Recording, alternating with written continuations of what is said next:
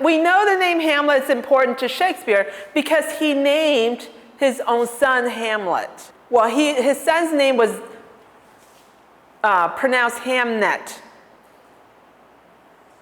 Yeah, Hamnet, Hamnet. But we know in Shakespeare's time, Hamnet and Hamlet are the same name.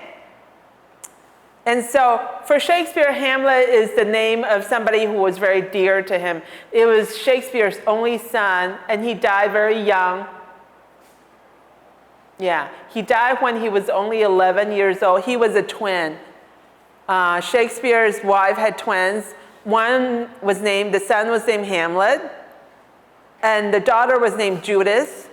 And Judith Shakespeare survived to adulthood, and she had children. And she got married, she had children, but her twin did not survive to adulthood. He died when he was a child. And Hamlet Shakespeare was named after Shakespeare's neighbor. He was a baker named Hamlet Sadler. Okay.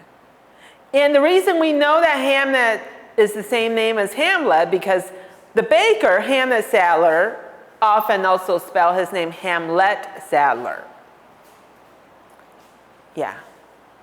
So Hamlet is the expression of Shakespeare's love for his son. It's that intense, and then you could see that kind of pouring out of when he wrote Hamlet, people have commented that when he wrote Hamlet, he seemed to be freely just thinking as deeply as he could, because he just enjoyed doing all the thinking about important, serious things to him. And we associate that with, his son in some way. So, the name Hamlet actually means stupid. Yeah. It doesn't mean anything like, wow, 伟大, great or wonderful or really smart. In Latin, Hamlet means omletus. Old Norse means omleti. So, first, the name, as I sort of explain here, literally means mad, like crazy, not sane, and foolish, stupid. The stupid one. Hamlet, the stupid one. Okay. Why did Shakespeare choose that name for his hero? The idea is that the hero is the fool. And also, the hero wonders if he's heroic too. What does it mean? So every single thing, the reason that marks Hamlet as the greatest of Shakespeare's play is just about every single aspect of this play is about questioning, critiquing, thinking critically, never giving you the straight answer, but you have to think, you have to question. What does it mean to be a hero? Yeah. Is Hamlet a hero? Is Hamlet heroic? In some ways, is he unheroic? And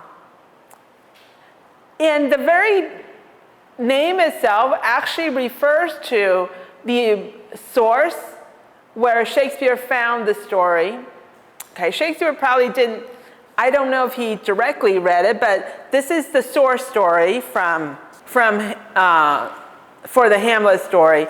The direct source is a story by Saxo Grammaticus, a medieval Danish historian. Okay. But before that, you have 5th century before Common Era, in ancient Greek civilization, you have Aeschylus's Oresteia. Oresteia is the story of a man who found that his mother had killed his father. Not only that, his mother and her lover had killed his mother, and so he has to take revenge. he has to avenge his father. So the very distant, you could say, distant idea of it comes from Oresteia. Okay. But the direct story is a medieval story by a medieval Danish historian called Saxo Grammaticus. He wrote about the history of the Danes. Okay. Now, it's a little explanation because when Shakespeare is writing, he was writing in the Renaissance. Yeah. But Saxo Grammaticus was writing at a time when Denmark was still a very wild place. Yeah.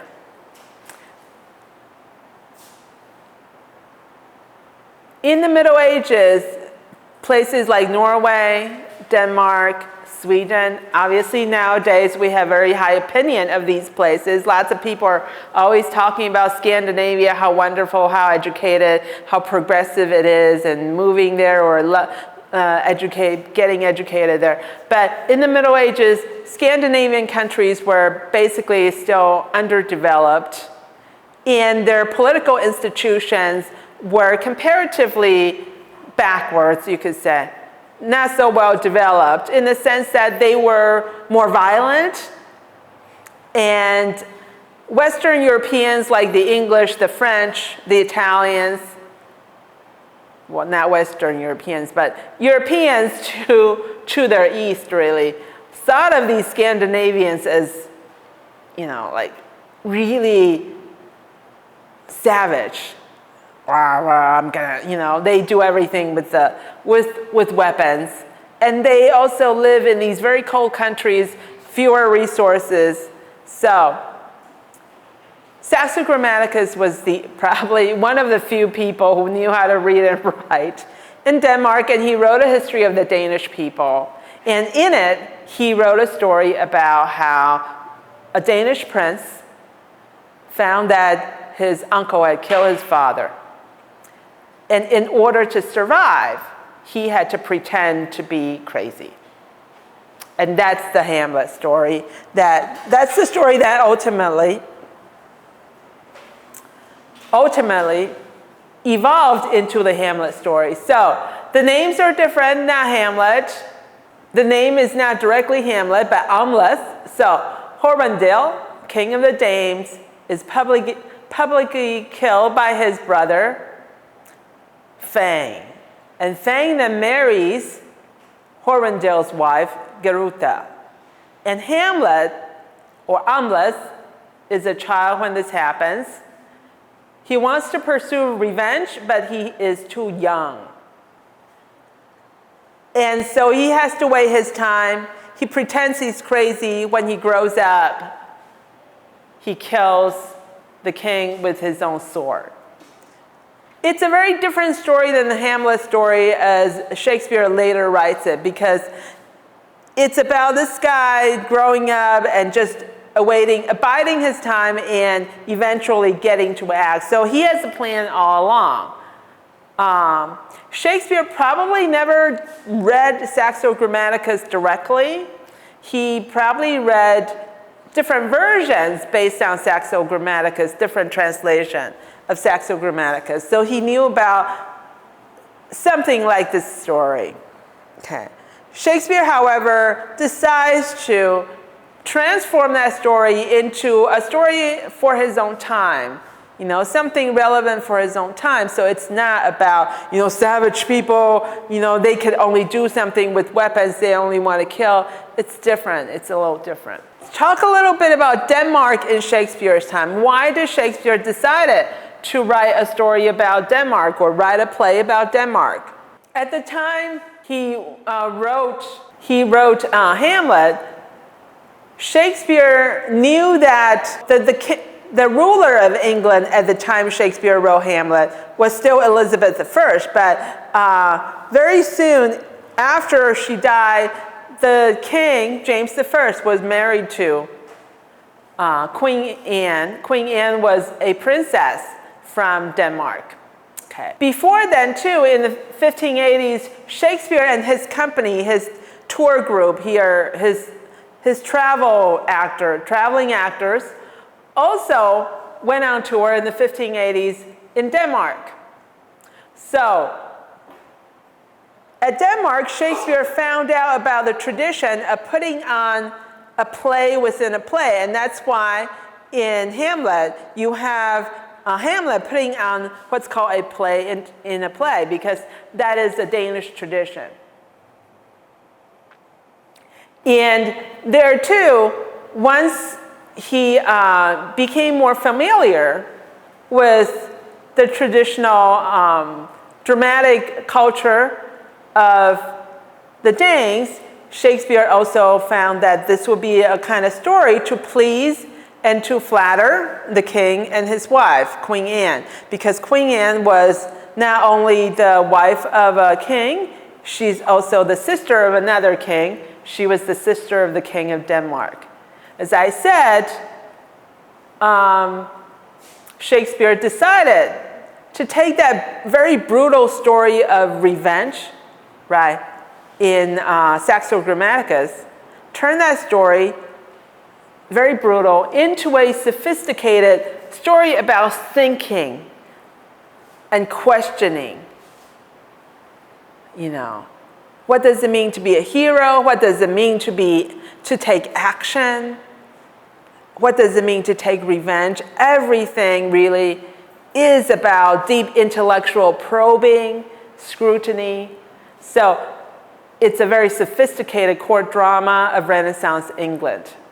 There are also differences between Danish culture and English culture at this time that you could observe. English monarchy is a hereditary succession, right? The Danes here, if you notice, Hamlet's father dies, Hamlet does not become the king. So the Danish monarchy is not an automatic hereditary succession. We'll talk more a little bit about that. Scandinavian monarchy for a long time was by election. Okay. The idea of election, however, wasn't kind of like, you know, one person, one vote, like everybody on the streets get to vote, or if you're a citizen, you get to vote like the Roman Empire, like the Romans. It's different than that. For the Danish, however, it still meant something. It meant that the important people were consulted and they decided who would become the king. It is still, if you,